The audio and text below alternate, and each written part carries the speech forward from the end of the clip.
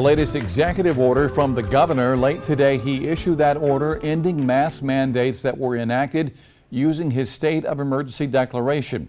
That means the mask ordinance in the city of Columbia and several other municipalities are no longer valid. More on that in a moment. The governor's order, though, also gives parents the choice to decide if they want their children to wear masks in public schools. Richland Districts 1 and 2 says they will continue to require face masks inside their schools until further notice.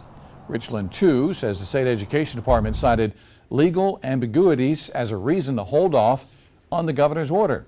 The education department wants to talk with legal counsel before making any decisions. However, a different story in Kershaw County. Then an email sent to parents tonight. The district there says they're working to create a waiver of liability for families to opt out of wearing masks inside their schools. Joining us tonight now, a member of the teacher advocacy group SC for Ed, Steve Newsom, who is also a teacher in Richland District 2. Steve, thank you for your time tonight. How do you square this up? You've got Richland 1 and Richland 2 here saying they're going to hold off, but you got the Kershaw School District saying they're going to comply. Where does SC for Ed come in on that? Well, we would definitely be in favor of finishing out this year with what has worked pretty well for mitigating COVID in schools. And I think what you pointed out just now just points to how much chaos this executive order creates by doing it kind of here unexpectedly, where it obviously caught, I think, all of the school districts in the state and the South Carolina Department of Education off guard. Steve, are we going to see more of this? We're going to see more districts say they're going to hold off. Other districts go ahead and move to comply here?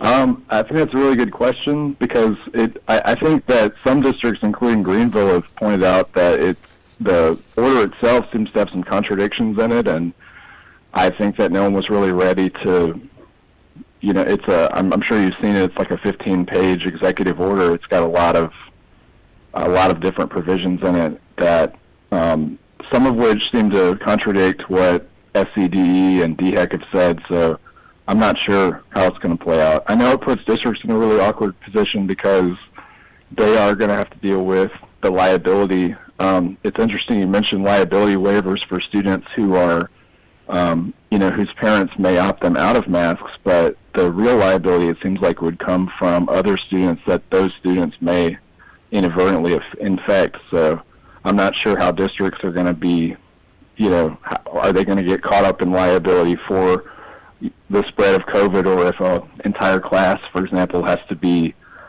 quarantined because we're not able to, follow the social distancing guidelines without having more students masked. I think it's just going to create a lot of headaches for everybody involved. It seems really strange to do it this close to the end of the school year, too. All right. Steve Newsom with SC for Ed, thank you so much for your time. Sure.